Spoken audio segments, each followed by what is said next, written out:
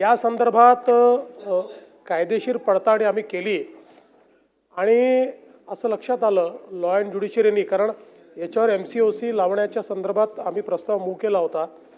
त्याच्यावर law and ज्युडिशरीनी हे सांगितलं की MCOCच्या कायद्यामध्ये धमकी आणि हर्ट या दोन्ही गोष्टी असल्याशिवाय तो कायदा लागत नाही आणि म्हणून मी त्या संदर्भात कालच सूचना दिलेल्या आहेत की कायद्यामध्ये बदल करून अशा पद्धतीनं जे हा व्यवहार करतायत त्यांच्यावरही MCOC लावता येईल अशा करेक्ट तर तशा पद्धतीनं करता येईल अशा प्रकारची कायद्यामध्ये अमेंडमेंट करावी याचे आदेश दिलेले आहेत।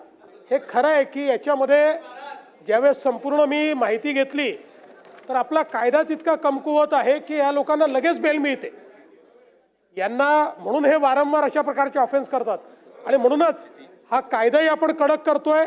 MCOC खाली देखील हा गुटख्याचा सगळा व्यवसाय आणतोय आणि आपण जे सांगितलं भिवंडीच्या संदर्भात आपल्याकडनंही माहिती घेऊ आणि इतरही ठिकाणून माहिती जमा करून स्पेशल कारवाई भिवंडीत करण्यात येईल। मागच्याच काळात ड्रग्सच्या संदर्भात आपण मकोकात तरतूद केली आहे, आता त्या संदर्भातली कारवाई सुरू झालेली आहे। आपण MPD आणि मकोका या दोन्हीमध्ये त्या संदर्भातली कारवाई करतो, त्यामुळे तिथे आता कायद्याची अडचण नाही आहे। दुसरं आपण रिहॅबिलिटेशन सेंटरच्या संदर्भात सांगितलं, हे निश्चितपणे अत्यंत महत्त्वाचं आहे। या संदर्भात विशेषतः मुंबई किंवा MMR रिजन सारख्या महानगरांमध्ये आजही आपल्याकडे क्वालिटी रिहॅबिलिटेशन सेंटर नाही आहेत, त्यामुळे जरूर या संदर्भात पुढाकार घेऊन अशा प्रकारचं सेंटर आम्ही सुरू करू।